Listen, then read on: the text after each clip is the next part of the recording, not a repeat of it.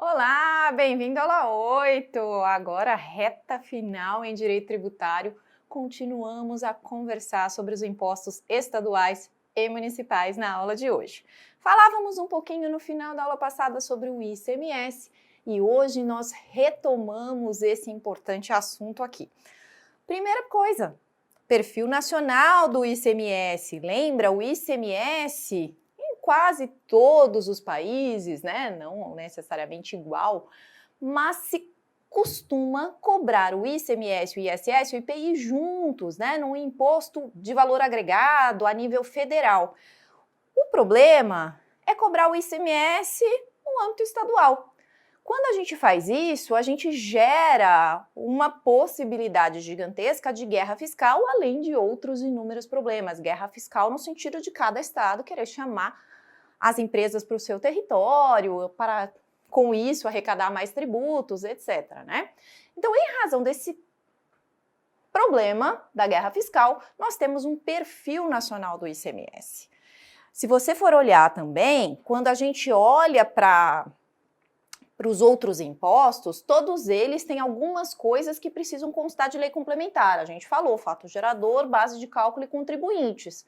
Para o ICMS, nós temos um dispositivo específico que manda constar de lei complementar também, além de todas as regras constitucionais, um monte de outras coisas.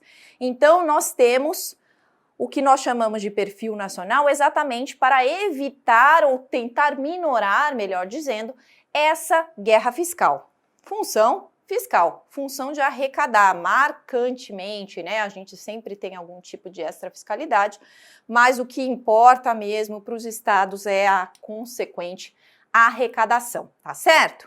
E como eu disse para vocês, além do ICMS ser o que mais tem regras na Constituição Federal, ele também tem um monte de coisas que para os outros não precisaria constar de lei complementar, mas para o ICMS precisa, tá? Então não vou ler o dispositivo aqui, vocês viram que ele é gigantesco, né? Mas vou chamar a atenção de vocês para duas situações aqui. A primeira você já conhece. Fala que cabe à lei complementar excluir da incidência no imposto nas exportações, serviços e outros produtos, além dos mencionados no inciso 10A. O que é isso? Vocês vão se lembrar quando nós tratamos das isenções heterônomas. Nós falamos que, no início, a Constituição Federal ela não tinha uma imunidade para todas as exportações. Ela tinha imunidade para os produtos industrializados excluídos os semi-elaborados. Então, tudo aquilo que fosse produto primário e semi-elaborado, no entender, né, do constituinte originário, poderia, por lei complementar, né, ser isento. Só que isso não tem mais sentido. Por quê? Porque a Constituição foi alterada e se a gente for lá no 10A, verá que nas exportações há imunidade para tudo hoje. A gente percebeu que nós somos grandes exportadores de produtos primários e não tinha por que desperdiçar a chance de incentivar essas exportações. Então, esse inciso ele não faz sentido hoje, porque existe imunidade, não teria por que a lei complementar dar algo mais, né? Uma isenção heterônoma se já tem imunidade, se não tem incidência. Só que em provas de concurso público acabam cobrando esse dispositivo e ele continua na Constituição Federal, então você precisa conhecê-lo. Então, se te perguntarem se existe imunidade nas exportações, você responde que sim. Se te perguntarem se é possível isenção heterônoma nos casos de outros produtos, conforme consta da Constituição, você fala que sim também, porque é isso que consta da Constituição, você está falando a verdade, apesar de não fazer mais sentido, tá? Outro dispositivo que você precisa conhecer é esse aqui, que a gente também já falou, só para retomar. Regular a forma como, cabe à lei complementar, regular a forma como, mediante deliberação dos estados e do Distrito Federal, Cadê? Perdi! Isenções, incentivos e benefícios fiscais serão concedidos e revogados. A gente falou bastante sobre isso ao tratarmos dos convênios do ICMS, lembra? Para conceder benefício fiscal em matéria de ICMS, o Estado não pode fazer isso sozinho, ele vai ter que fazer isso mediante deliberação de todos os estados. A gente viu, né, presentes na reunião, e Distrito Federal, todo mundo vai lá, secretário da Fazenda, e decide sobre eventual concessão de benefício fiscal, conforme Lei Complementar 24 de 75, tá aí no seu material, se você precisar retomar todo o rito para a concessão do benefício fiscal, no caso do ICMS, tá certo? Então, esses dispositivos são os mais importantes e alguns a gente vai retomar no decorrer da aula de hoje. Mas, por hora, pense o seguinte, o ICMS é um imposto que seria nacional, se a gente fosse ver, mas racionalmente falando. Tanto é assim que se tenta a criação, né, do Imposto sobre Bens e Serviços, fala-se sobre IBS na reforma tributária. Por quê? Porque precisa desse perfil nacional para acabar com a guerra fiscal. Mas, como não temos ainda isso, temos o que consta da Constituição, que é tentar dar um perfil nacional, um monte de regras constitucionais, um monte de coisas que precisam constar de lei complementar para fazer com que o ICMS, essa tentativa de guerra fiscal, seja minorada. A competência está lá no artigo 155.2. Perceba que os estados e o Distrito Federal, eles podem instituir impostos sobre operações relativas a circulações de mercadoria. Então, se você vê circulação de mercadoria, ICM, que era o que existia anteriormente.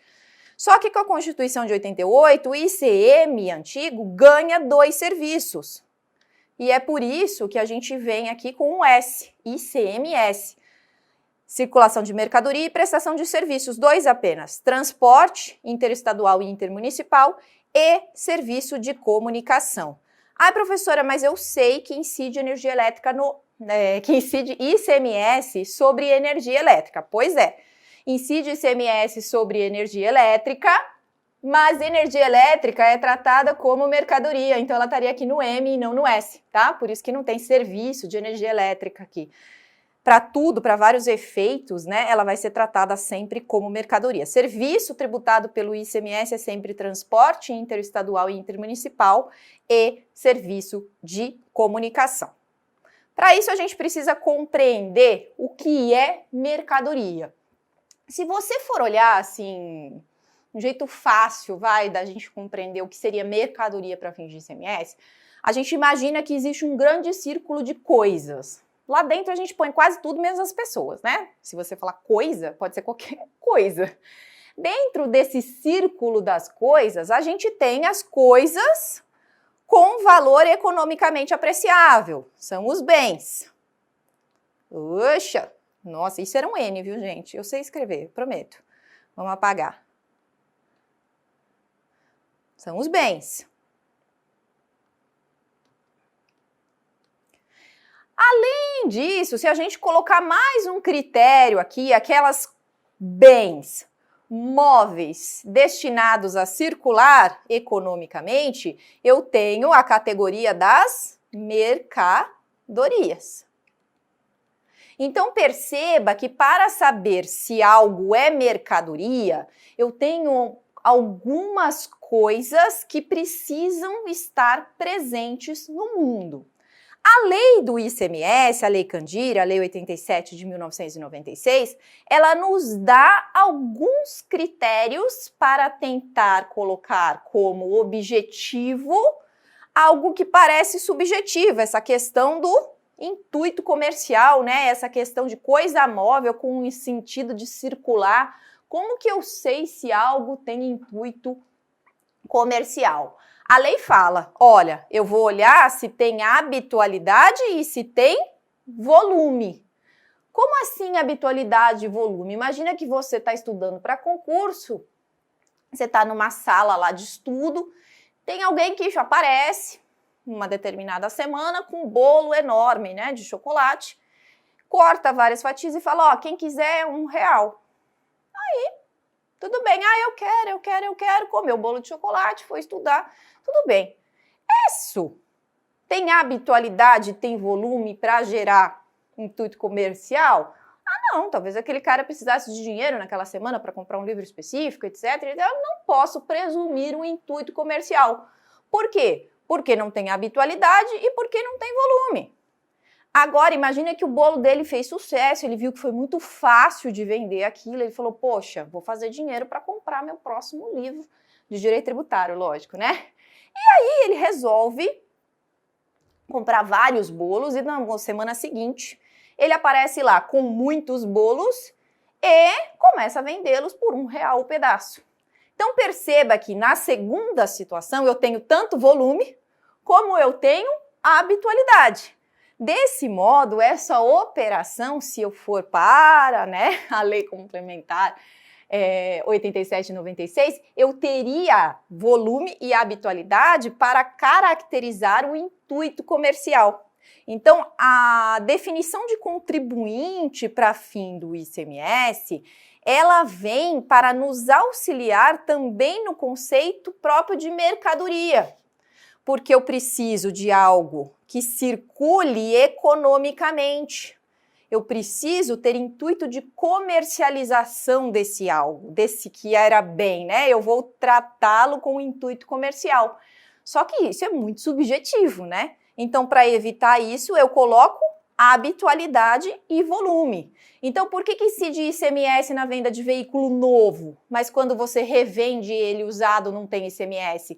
Porque para a concessionária que vende o veículo existe habitualidade e volume, para você não. Você está só tentando, fazer dinheiro ali com aquele objeto para talvez comprar outro, para talvez ficar com você para outra finalidade.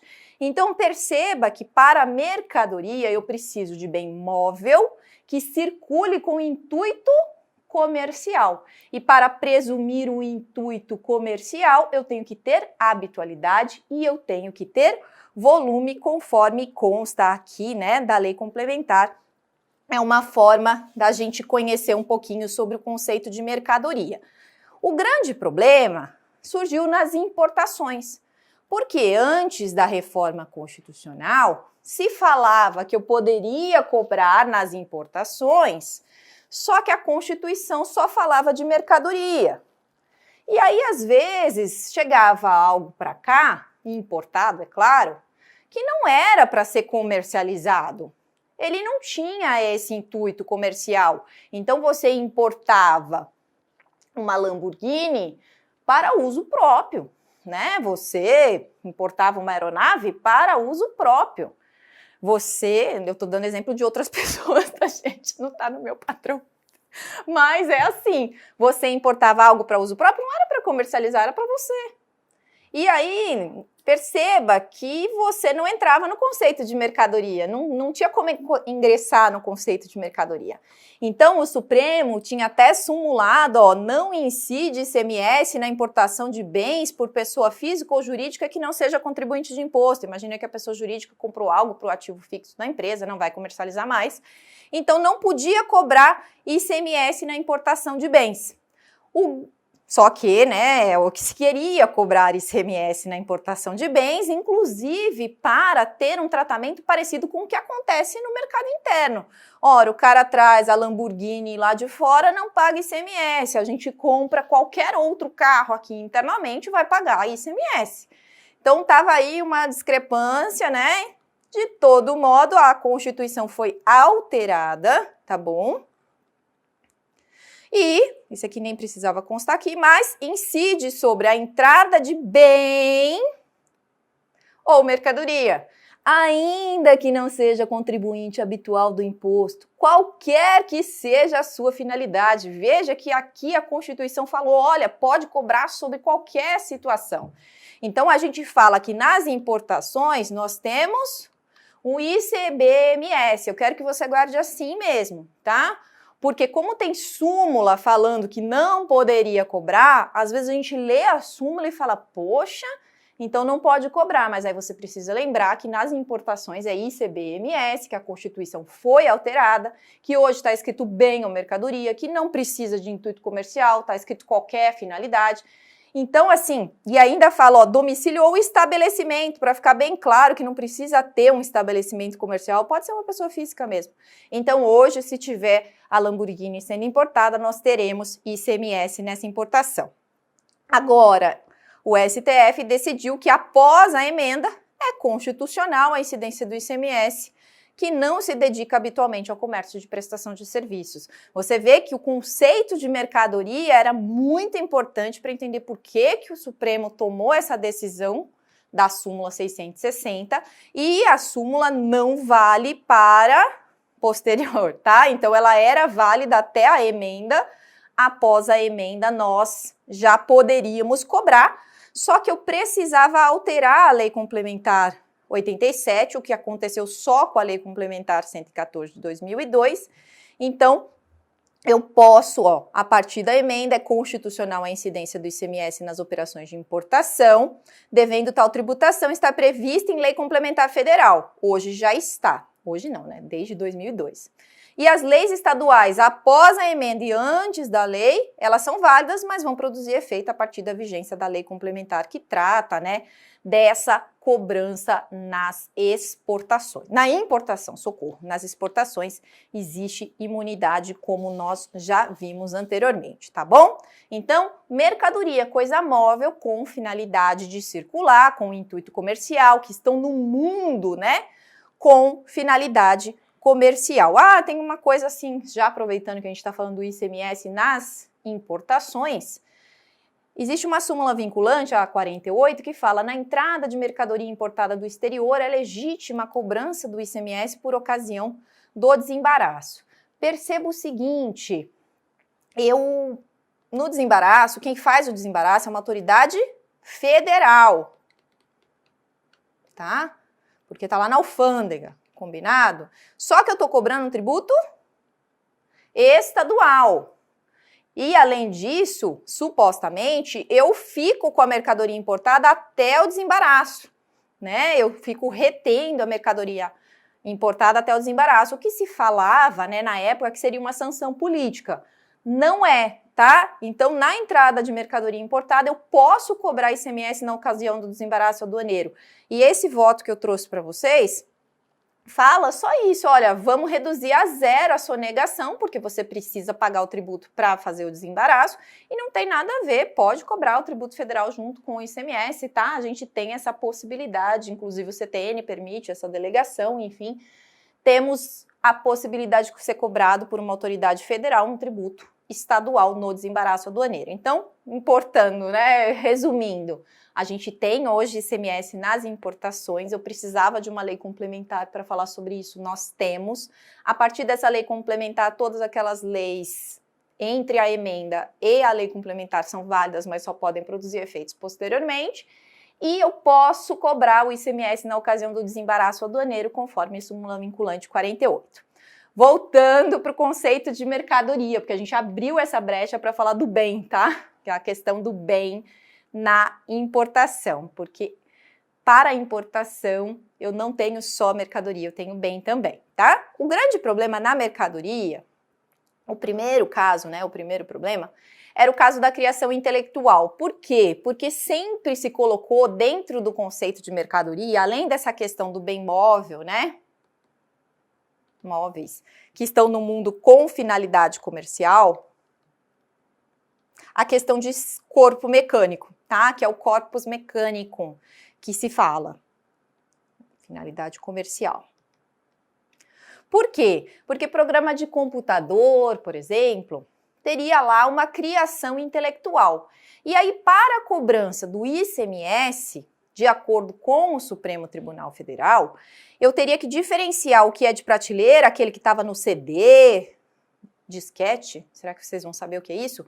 Mas enfim, aquele que estavam num corpo material, tá bom?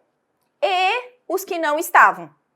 Quando eu tinha software de prateleira, aquele que eu pegava a caixinha e levava para casa, talvez vocês não tenham vivenciado essa época, os mais novos, mas os da minha idade vão certamente se lembrar que a gente pegava na prateleira e vendia, aí tinha ICMS. Por quê? Porque se exigia que a criação intelectual, para ser mercadoria, tinha que ter um corpo mecânico, tá? Algo que materializasse aquela criação. E a mesma coisa nós tínhamos no ICMS, né, de obras cinematográficas gravadas em fitas de videocassete. Ia ser mais velha ainda, eu acho, né, Jorge? Enfim, para diferenciar a seguinte situação, ora, naqueles casos em que eu tenho um programa de computador criado de maneira personalizada para mim, eu tenho ISS. Naquele software de prateleira, qualquer pessoa vai lá, pega, leva para casa, tem o ICMS. Para aquele vídeo caseiro, que você contrata alguém para fazer a festa do aniversário de alguém, blá, blá, blá, blá, blá, e ele te entrega videocassete, ISS, porque o serviço prevalece. Nos casos de videocassete, né, que você ia lá, existe locadora ainda? Acho que não, né? Enfim, você ia na locadora e comprava videocassetes, né, ele teria a cobrança do ICMS, porque seria de prateleira, tá bom? Isso era muito importante para o Supremo para diferenciar a cobrança de ICMS e de ISS. Inclusive, depois, né, o tempo foi passando. E a gente percebeu que esse negócio de CD, disquete, videocassete estava ficando um pouco em desuso.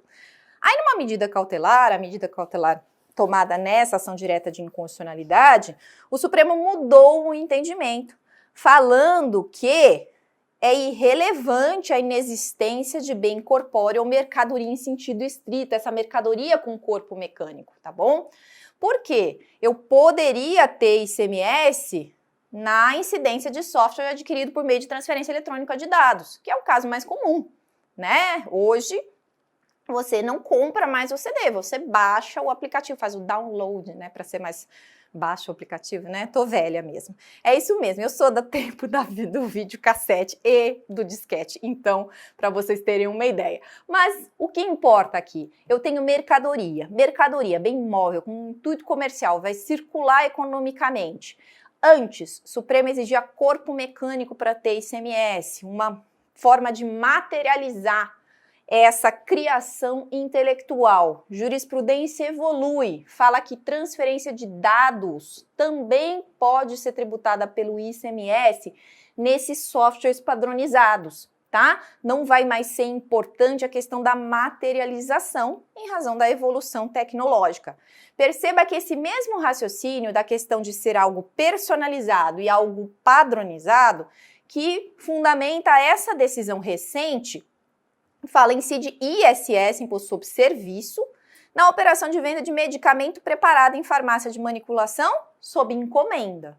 Agora, incide ICMS sobre as operações de venda de medicamentos oferecidos aos consumidores em prateleira. Então, qualquer medicamento que está lá, normal, que eles vendem, sei lá, suplemento, florais, etc., está lá na prateleira, que não é personalizado para você, ICMS. O ISS, naquelas coisas que você faz sobre encomenda, porque prevalece esse critério pessoal de prestação de serviço, tá bom? Um fornecimento de utilidades materiais nesse caso aqui. Mas o Supremo, mais pra frente, não cheguei lá, mais pra frente não. Nessa ação aqui, ele tem, na data da gravação dessa aula, tá bom? Então eu quero que vocês acompanhem, votos para permitir a cobrança do ISS.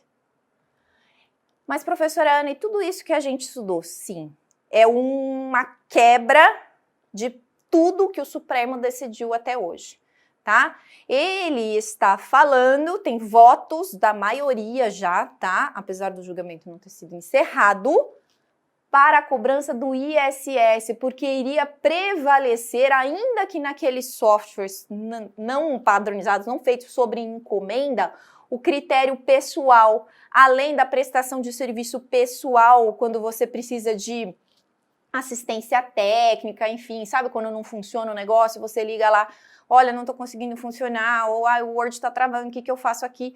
E eles vão te prestar esse tipo de assistência, então iria prevalecer esse fator do serviço sobre o fator do ICMS. O ministro Gilmar Mendes, inclusive, relembrou essa jurisprudência, queria que se fizesse a diferenciação entre ICMS e ISS, como foi na farmácia de manipulação, mas para esse caso aqui do software, principalmente por razão do acompanhamento do adquirente, né, que baixa esse aplicativo, enfim, e vai trabalhar com ele, tem prevalecido a incidência do ISS. Então, eu quero que você anote aí para acompanhar esse julgamento e ver se realmente vai ter alguma mudança, inclusive com modulação de efeitos, era a ideia, por quebrar um paradigma de mais de 20 anos aí. Sempre foi o entendimento do Supremo cobrar ICMS no que é de prateleira, no sentido não de físico, mas de vendas para qualquer pessoa, sem ser personalizado para você, e ISS em algo personalizado. No caso dos softwares, isso tende a mudar, tá bom? E a gente precisa acompanhar esse julgamento, que não foi finalizado, mas existe maioria firmada para a cobrança do ISS e não mais do ICMS, tá bom? Então, guardem todas essas coisas importantes no tocante ao conceito de mercadoria. Lembrar da questão das farmácias de manipulação, em que ele tomou uma decisão parecida com o que sempre tomou para diferenciar a questão pessoal do que não é pessoal. E para os softwares, em razão dessa questão da assistência técnica e também de questão de padronização, de criação intelectual, o Supremo disse que seria ISS por maioria, mas o julgamento ainda não foi finalizado, tá bom? Vamos continuar com a questão do conceito de mercadoria para falar um pouquinho sobre a água. Vou até beber um gole também para falar de água. Essa água de garrafinha, pessoal, essa aqui, quando a gente vende no mercado, essa água aqui é mercadoria. Por quê? Porque ela é bem móvel, comercializada com intuito comercial, né? Para fazer lucro para alguém que se destina a vender com habitualidade e volume, né? Não é o amigo de vocês na sala de estudo, tá? Que trouxe a água e vendeu por R$1. Não é esse. É o caso do supermercado. Fui lá, isso aqui é mercadoria. Agora, a água canalizada, e essa é uma questão que aparece sempre em concursos, ela não é mercadoria, tá bom? Ela é um serviço público. Então, a gente trouxe a jurisprudência bem antiga, 2001, mas é uma jurisprudência que sempre aparece para você diferenciar essa questão da mercadoria do serviço. Então, ó, a jurisprudência desse tribunal entende não ser a água canalizada mercadoria sujeita à tributação pelo ICMS, por tratar-se de serviço público. Outra coisa importante nessa questão de mercadorias. Vamos dar uma lida nessas súmulas para a gente entender o que aconteceu. STJ na súmula 152. Na venda pelo segurador de bens salvados de sinistros, incide o ICMS. Súmula vinculante 32. O ICMS não incide sobre a alienação de salvados de sinistro pelas seguradoras. O que é esse coisa aqui, né? Esses salvados de sinistro. Então, imagina que você estava estudando para concurso público, estava muito estressado, chegou em casa, aliás, isso aconteceu comigo, eu fui dar ré no carro. Ai, gente, eu tenho vergonha disso, mas agora eu já comecei, né? Agora eu vou contar.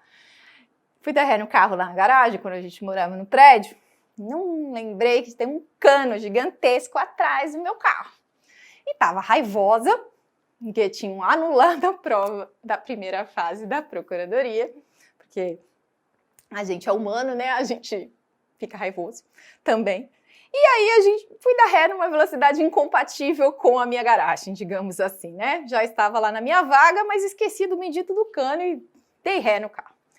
É lógico, estourou o vidro, amassou o carro, blá, blá, blá. Imagina que eu tivesse um pouco mais raivosa e tivesse conseguido dar perda total nesse carro, tá? Esse carro tem seguro e esse carro, quando a seguradora reconhece que essa perda é total, vai ficar para ela e ela vai te pagar a indenização, tá? Não foi o que aconteceu comigo, eu paguei o conserto do carro mesmo, que é para aprender a olhar o cano atrás do carro. Mas enfim, a seguradora, ela vende isso, tá? Para quê? Peças que sobraram, entulho, então ela tem esses salvados de sinistros, tá? Então, sinistro no sentido de acidente, salvados é isso que sobra do carro e que fica para a seguradora que pagou a indenização. Perceba que ela faz isso com habitualidade e volume, né? Ela faz isso sempre. Só que essa não é a finalidade maior dessa empresa. A questão da habitualidade do volume era o que fundamentava a súmula 152, tá? Na venda pelo segurador de bem salvado sinistro incide o ICMS, afinal ela faz isso sempre. Ela faz isso com o intuito comercial, ela quer comercializar o negócio, ela vai pegar dinheiro com isso. Só que aí a questão chegou no Supremo e o Supremo diz que não. Por quê? Porque a finalidade maior da seguradora é trabalhar no mercado de seguros, que como nós já vimos, é objeto de incidência do quê? Do IOF seguro. Não ICMS. Ela faz isso para recuperar a perda, né? Então ela não está comercializando isso para a sua finalidade, né, maior. Aí o Supremo disse que não incide ICMS sobre a alienação de salvados de sinistros pelas seguradoras, aqui importando um pouco, né, um pouco não muito, para a edição dessa súmula, a finalidade comercial. Qual é a finalidade da seguradora? Certamente não é salvar. Ninguém disse alienar salvados de sinistro, tá? A sua finalidade é vender seguro. E, com isso, vai ter uma possibilidade de alienar salvados como consequência, tá bom? Apesar da habitualidade e volume, eu não poderia cobrar ICMS nesses casos. E com isso, com a edição da súmula vinculante 32, a súmula 152 do STJ foi cancelada. Cuidado quando a gente for estudar para concurso antigo, às vezes aparece isso aqui como correto. Agora essa súmula foi cancelada, então anota aí no seu material, tá bom? Eu coloquei aqui uma questão que eu achei interessante, apesar de ser uma questão muito específica, porque como foi tomado com repercussão geral, em provas de tributário, os examinadores amam repercussão geral. Tudo que é tomado em repercussão geral, a gente costuma cobrar.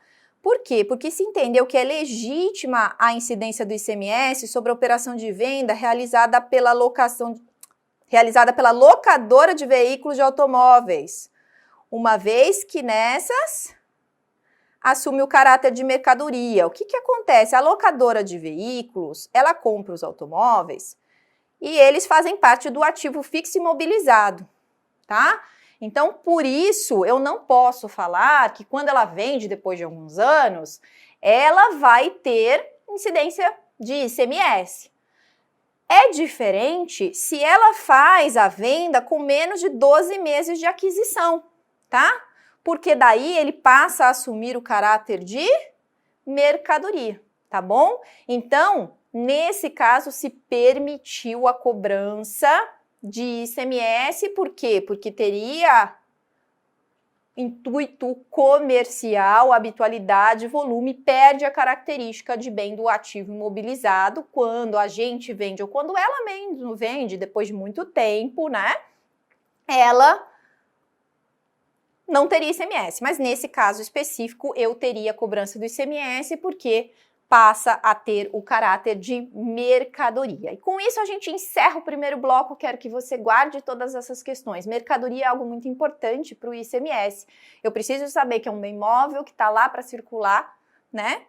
Intuito comercial, que eu caracterizo por habitualidade, por volume, alguns aspectos específicos de água canalizada, farmácia de manipulação e softwares, e que nesse caso da locadora se permitiu a incidência, apesar de não ser lá, né, a sua atividade primordial, mas nesse caso se permitiu a cobrança do ICMS, porque teria a característica de mercadoria, um veículo novo, menos de 12 meses de uso. Então, se a locadora vendeu, ela teria que pagar o ICMS, tá bom? A gente já volta para falar dos serviços que são tributados por esse imposto.